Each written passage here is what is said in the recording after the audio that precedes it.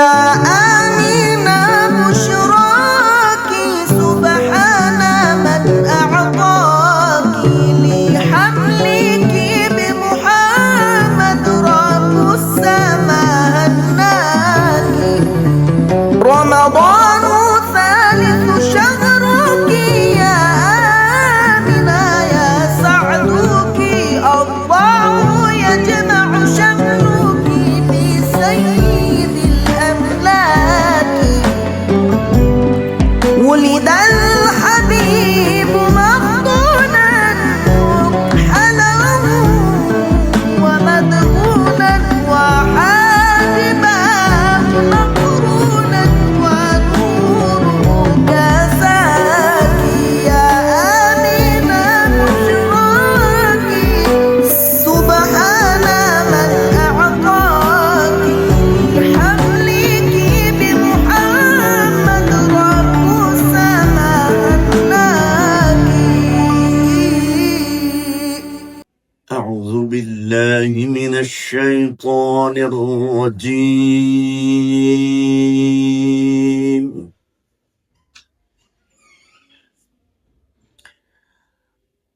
بسم الله الرحمن الرحيم.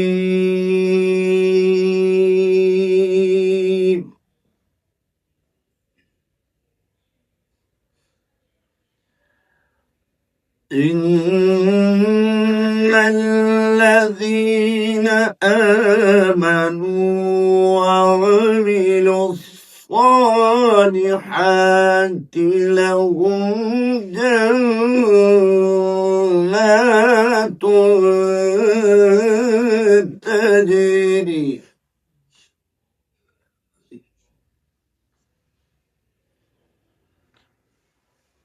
وعملوا الصالحات لهم جنات تجري من تحتها الأنهار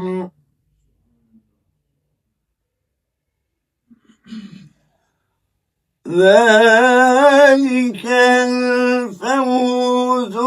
الكبير.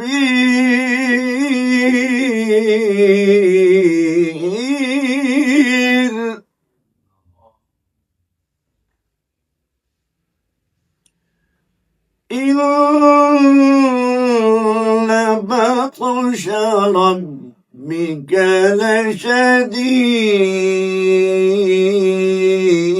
لشديد إنه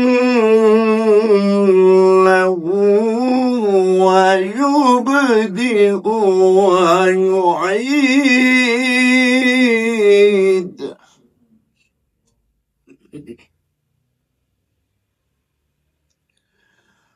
وهو الغفور الودود ذو العرش المجيد فعال لما يريد.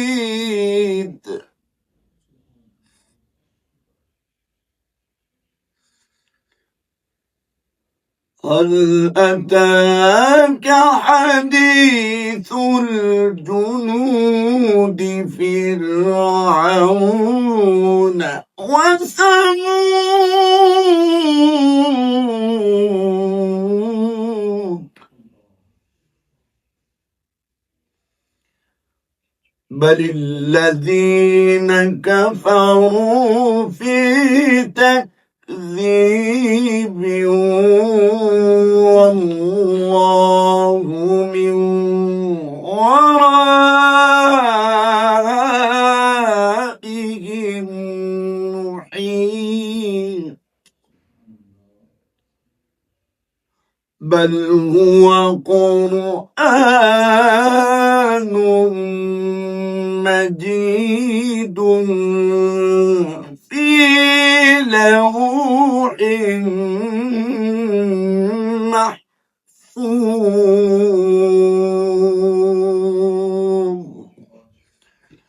صدقت يا رب العالمين.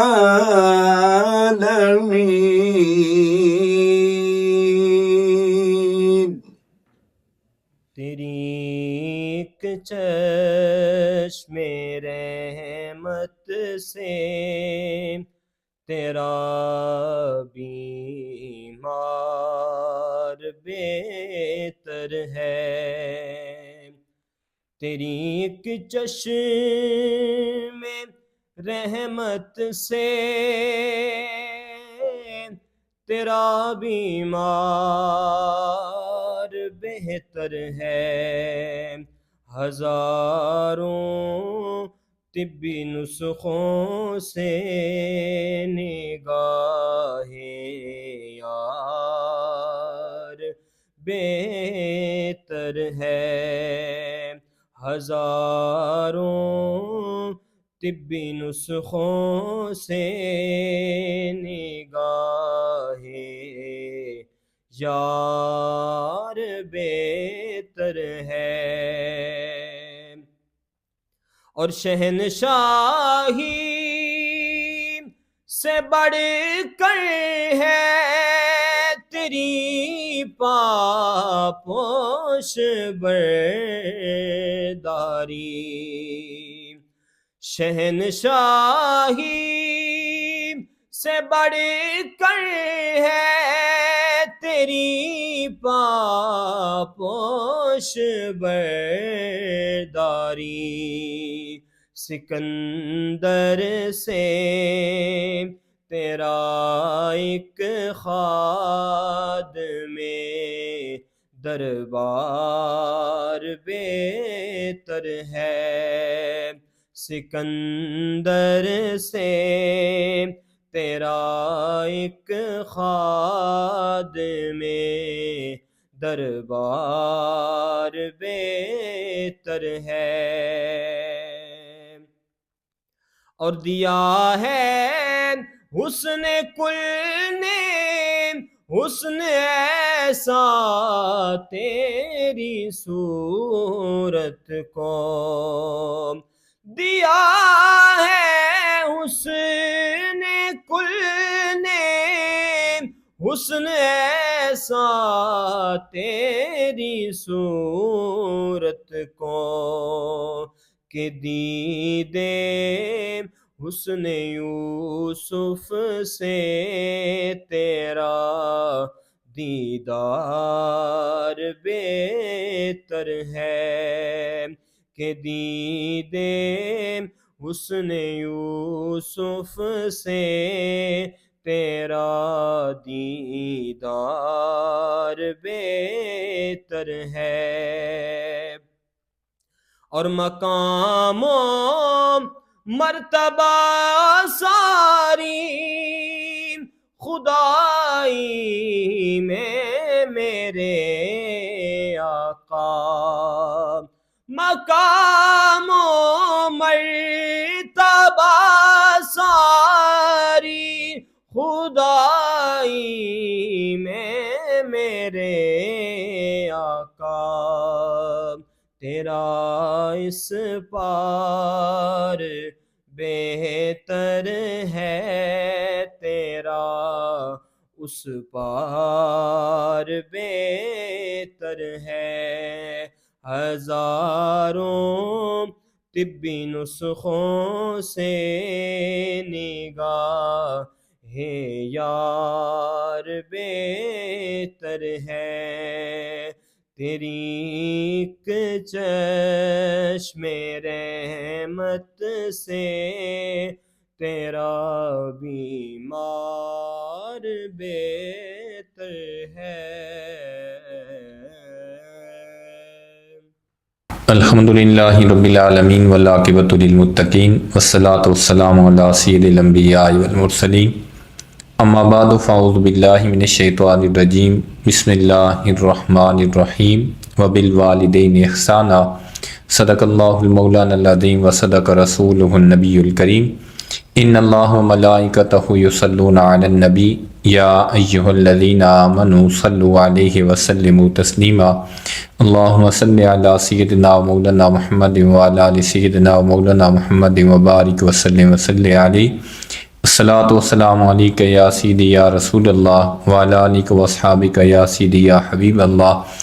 الصلاۃ والسلام علیک یا رحمۃ للعالمین وعلی آلک واصحابک یا سیدی یا شفیع المذنبین مولاي صل وسلم دائما ابدا علی حبیبک خیر الخلق کلہم رب اشرح لی صدری ویسر لی امری واحلل عقدۃ من لسانی یفقہوا قولی رب زدنی علما رب زدنی علما رب زدنی علما رب یسر ولا تعسر وتمم بالخیر وبک نستعین اللہم ایدنی بروح القدس۔ برادران اسلام، پروگرام ضیاء القلوب میں ایک دفعہ پھر آپ کی خدمت میں حاضر ہوں۔ آج میری گفتگو کا عنوان والدین، اساتذہ اور بزرگ حضرات سے نیک سلوک کرنا، احسان کرنا ہے۔ سب سے پہلے والدین کے ساتھ احسان کے حوالے سے قرآن حکیم میں متعدد بار حکم ارشاد فرمایا گیا۔ کہیں فرمایا وَبِالْوَالِدَيْنِ إِحْسَانًا، کسی مقام پہ ارشاد فرمایا وَقَضَىٰ رَبُّكَ أَلَّا تَعْبُدُوا إِلَّا إِيَّاهُ وَبِالْوَالِدَيْنِ إِحْسَانًا، کہ تمہارے رب نے یہ فیصلہ فرمایا ہے کہ تم صرف اسی کی عبادت کرو اور اپنے والدین کے ساتھ نیک سلوک کرو۔ والدین کے ساتھ نیک سلوک کی مختلف صورتیں ہو سکتی ہیں۔ پہلی یہ ہے کہ جب بندہ والدین کے ساتھ گفتگو کرے تو گفتگو ان کے ساتھ نرمی کے ساتھ کرے، احترام کے ساتھ کرے، اور گفتگو کا انداز قرآن حکیم نے والدین کے ساتھ کرنے کا کیسے ارشاد فرمایا کہ اللہ تعالیٰ نے ارشاد فرمایا وَبِالْوَالِدَيْنِ إِحْسَانًا وَقَضَىٰ رَبُّكَ أَلَّا تَعْبُدُوا إِلَّا إِيَّاهُ وَبِالْوَالِدَيْنِ إِحْسَانًا إِمَّا يَبْلُغَنَّ عِندَكَ الْكِبَرَ أَحَدُهُمَا أَوْ كِلَاهُمَا فَلَا تَقُل لَّهُمَا أُفٍّ وَلَا تَنْهَرْهُمَا وَقُل لَّهُمَا قَوْلًا كَرِيمًا، کہ جب تمہارے والدین میں سے کوئی ایک بوڑھا ہو جائے تو پھر تم ان کے ساتھ جب گفتگو کرو تو ان کو اف تک نہ کہو، یعنی کوئی بھی ایسی بات نہ کہو جس کے ساتھ ان کے دل کو تکلیف پہنچے۔ وَلَا تَنْهَرْهُمَا،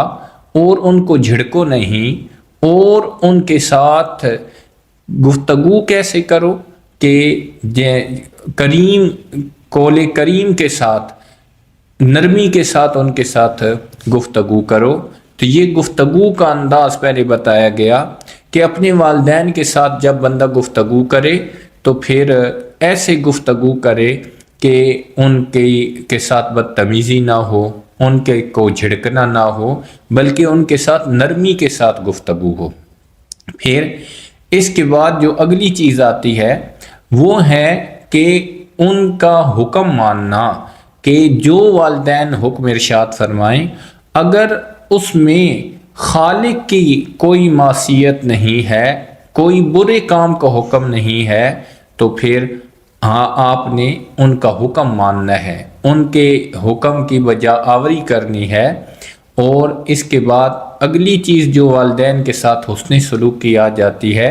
وہ ان کے اوپر خرچ کرنا، کہ جب والدین بوڑھے ہو جائیں، وہ بڑھاپے کی عمر کو پہنچ جائیں، وہ کمانے کے قابل نہ رہیں، تو یہ نہ ہو کہ بچپن میں تو وہ آپ کے اوپر خرچ کرتے رہے، آپ کو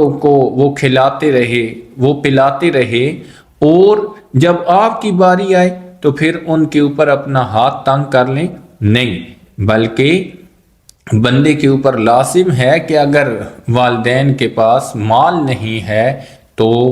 ان کے اوپر خرچ کرے، اور کھلے انداز سے خرچ کرے تاکہ ان کو کسی قسم کی تنگی نہ ہو۔ حضور سید عالم صلی اللہ علیہ وآلہ وسلم نے ویسے تو یہ بھی ارشاد فرما دیا ہے کہ انت و مالک لابیک، کہ تو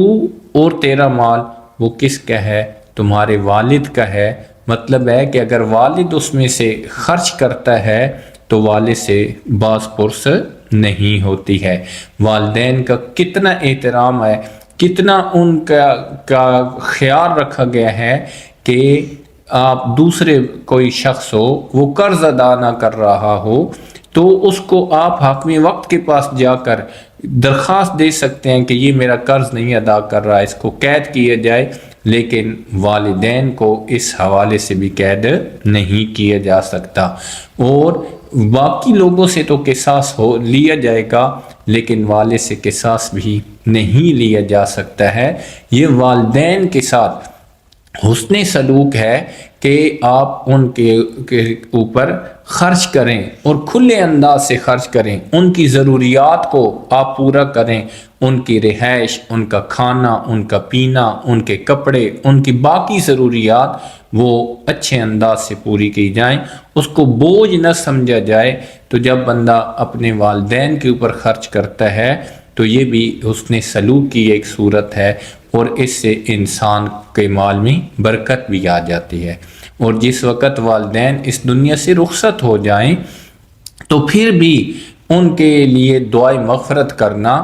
یہ بھی ان کے لیے درجات کی بلندی کا سبب بنتا ہے کہ اگر کوئی بندہ نیک ہے، وہ جنت میں داخل بھی ہو گیا ہے، تو کبھی کبھی یوں بھی ہوتا ہے کہ اس کا درجہ بلند ہو جاتا ہے، تو وہ اپنے رب کی بارگاہ میں عرض کرتا ہے کہ یہ میرا درجہ کیسے بلند ہو گیا، کیونکہ وہ جب دنیا سے چلا گیا، دارالعمل سے دارالجزا کی طرف چلا گیا، تو پھر اس کا درجہ کیسے بلند ہوا؟ تو رب کریم ارشاد فرماتے ہیں بے استغفار ولدک لک، کہ تیرے بچے کے استغفار کی وجہ سے اس نے اللہ تعالیٰ کی بارگاہ میں جب مغفرت طلب کی تو اس استغفار کی وجہ سے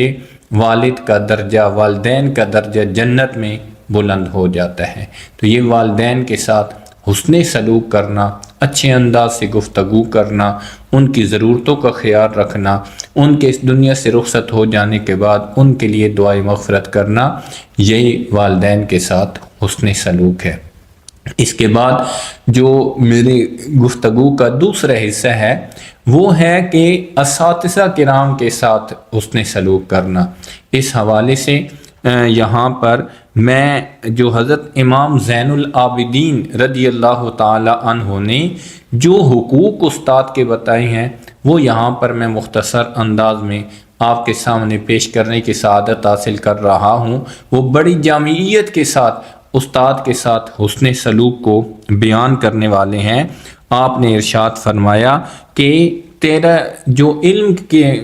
کی طرف تیری رہنمائی کرنے والا ہے اس کا حق کیا ہے؟ سب سے پہلا حق یہ ہے کہ التعظیم لہ، کہ تو اس کی تعظیم کرے، اس کی عظمت کا اقرار کرے، اس کی عزت اور توقیر کا خیال رکھے۔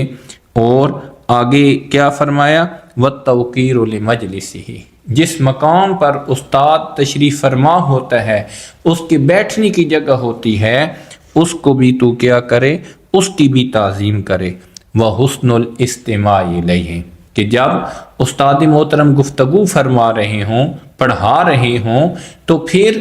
اس وقت تمہارے کان اچھے انداز سے اپنی استاد کی گفتگو کی طرف متوجہ ہوں۔ یہ نہ ہو کہ تمہاری سوچ کہیں اور ہو، تمہارا ذہن کہیں اور ہو، تم صحیح طریقے سے بات کو سن نہ رہے ہو۔ وَالْإِقْبَالُ إِلَيْهِ عَلَيْهِ، اور اپنے استاد کی طرف رخ کرنا، توجہ کرنا، اس کی طرف پشت نہ کرنا، یہ بھی استاد کے احترام میں کا احسان میں سے ایک حصہ ہے۔ اور آگے کیا فرمایا؟ وَأَن لَا تَرْفَعَ عَلَيْهِ صَوْتَكَ، کہ تو استاد محترم کی آواز سے آواز کو بلند نہ کرے، بلکہ اپنی آواز کو استاد محترم کے سامنے پست رکھے۔ اور جب استاد محترم کی موجودگی میں کوئی سوال کرے تو پھر تو اس کا جواب نہ دے، بلکہ انتظار کر کہ استاد محترم خود اس کا جواب دیں۔ اس کے بعد جو ارشاد فرمایا وہ فرمایا کہ تو اپنے استاد کی کسی کے پاس بیٹھ کر غیبت نہ کرے، اور ان کی مجلس میں بیٹھ کر کوئی کسی سے کلام نہ کرے، کہ جب استاد کی مجلس میں ہو تو پھر تو کلام کسی سے گفتگو نہ کرے، اور جب استاد موجود نہ ہو تو کسی سے تو اس کی غیبت نہ کرے۔ وَأَن تَدْفَعَ عَنْهُ اِذَا ذُكِرَ عِنْدَكَ بِسُوءٍ، اور جب تمہارے سامنے کوئی اچھے انداز سے تمہارے استاد کا ذکر نہ کرے تو تم کیا کرو؟ دفاع کرو۔ وَأَن تَسْتُرَ عُيُوبَهُ، اور تم کیا کرو کہ تم اپنے استاد کے عیبوں کی پردہ داری کرو، اور وَتُظْهِرَ مَنَاقِبَهُ، اور اپنے استاد کی جو خوبیاں ہیں ان کا اظہار کرو۔ اور آگے فرمایا وَلَا تُجَالِسْ لَهُ عُدُوًّا، اور ان کے دشمن کے پاس نہ بیٹھو، کہ جو تمہارے استاد کے ساتھ دشمنی کرنے والا ہے اس کے ساتھ تم نہ بیٹھو، اور اس کو تم اپنا دوست بھی نہ بناؤ۔ جب یہ 12 حقوق انسان پورے کر لیتا ہے تو حضرت امام زین العابدین رضی اللہ تعالیٰ عنہ آپ نے فرمایا فَإِذَا فَعَلْتَ ذَلِكَ، جب تو یہ کام کر لے گا تو شَهِدَتْ لَكَ مَلَائِكَةُ اللَّهِ عَزَّ وَجَلَّ، تو فرشتے تیری گواہی دیں گے بِأَنَّكَ قَصَدْتَهُ، کہ بے شک تو نے جو قصد کیا ہے علم حاصل کرنے کا، تو نے وہ کس لیے کیا ہے؟ وَتَعَلَّمْتَ عِلْمَهُ لِلَّهِ جَلَّ وَعَزَّ اسْمُهُ لَا لِلنَّاسِ، کہ تو نے علم جو حاصل کیا ہے وہ اللہ تعالیٰ کی رضا کے لیے کیا ہے، لوگوں کے لیے نہیں کیا۔ تو ہمیں چاہیے کہ ہم اپنے اساتذہ کرام کے یہ جو حقوق ہیں ان کو ذہن میں رکھیں، اور اساتذہ کے ساتھ احسان کریں، ان کی خدمت بجا لائیں، اور ان کا احترام کریں، ان کی گفتگو کو اچھے انداز سے سنیں، جو وہ حکم ارشاد فرمائیں اس کو بجا لانے کی کوشش کریں، اور جتنا ہو سکے اپنے اساتذہ کی خدمت کو بجا لائیں۔ اس کے بعد جو اگلی چیز اس موضوع میں شامل ہے وہ ہے کہ بزرگوں کا احترام۔ آج اگر ہم اپنے معاشرے پر نظر دوڑائیں تو بزرگوں کے احترام کی بہت زیادہ کمی آ گئی ہے۔ آپ بازار میں جائیں، آپ دیکھیں گے کہ لوگ چلتے پھرتے ہوئے بزرگوں کا خیال نہیں رکھتے۔ آپ گاڑی میں سفر کر رہے ہوں تو تب بھی آپ دیکھیں گے جوان بیٹھے ہوئے ہیں، بزرگ کھڑے ہیں، بزرگوں کو دھکے لگ رہے ہیں، لیکن ان کا خیال نہیں رکھا جاتا ہے۔ حضور سید عالم صلی اللہ علیہ وآلہ وسلم نے بزرگوں کے احترام کے حوالے سے بھی ہماری رہنمائی فرمائی ہے کہ جو بندہ عمر میں بڑا ہو اس کی توقیر کرنا، اس کی عزت کرنا۔ حضور سید عالم صلی اللہ علیہ وآلہ وسلم نے ارشاد فرمایا کہ جو شخص میری امت میں سے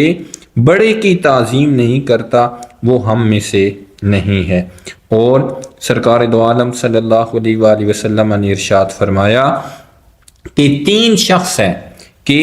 جن کے حق کو صرف منافق خفیف سمجھتا ہے، یعنی ان کے حق کو وہ ہلکا جانتا ہے، ان کے حق کو پورا نہیں کرتا۔ اور ان میں سے سرکار دو عالم صلی اللہ علیہ وآلہ وسلم نے ارشاد فرمایا وہ مسلمان جس کے بال سفید ہو چکے ہوں، اس کے حق کو اگر کوئی بندہ صحیح طریقے سے نہیں سمجھتا، صحیح طریقے سے پورا نہیں کرتا، تو گویا کہ وہ منافقت کا کام کر رہا ہے، اس نے منافقوں والا طریقہ اختیار کیا ہے۔ اور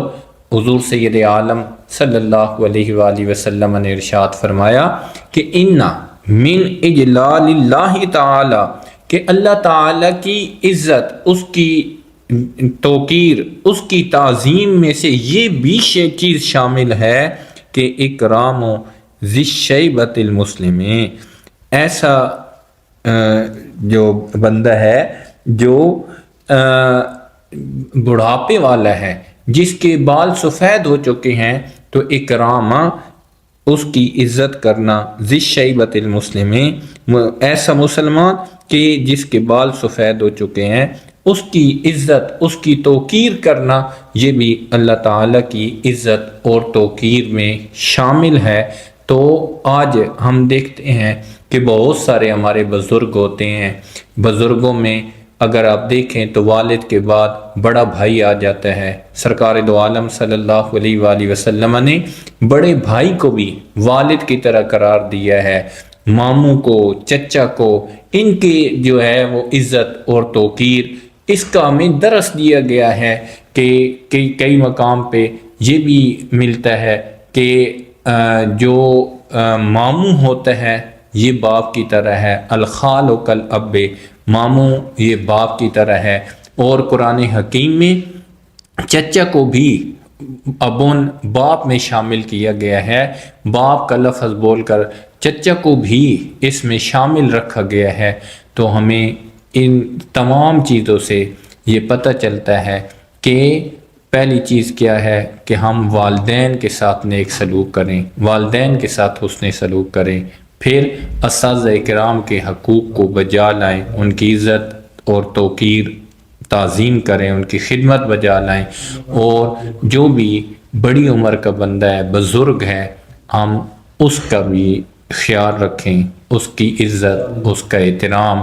اس کے لیے آسانی پیدا کرنا، اس کا ہم دھیان رکھیں۔ دعا ہے اللہ تعالیٰ ہمیں ان تمام ہستیوں کے ساتھ نیک سلوک کرنے، ان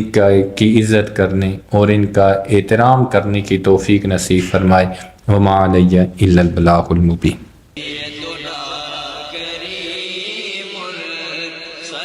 دارالعلوم محمدیہ غوثیہ بھیرا شریف دینی اور عصری تعلیم کا بے مثال ادارہ ہے، جہاں عصر حاضر کے تقاضوں کے مطابق قرآن و سنت کی تعلیم دی جاتی ہے، اور ہر سال ہزاروں طلباء و طالبات زیور تعلیم سے آراستہ ہو رہے ہیں۔ رمضان المبارک کے بابرکت لمحات میں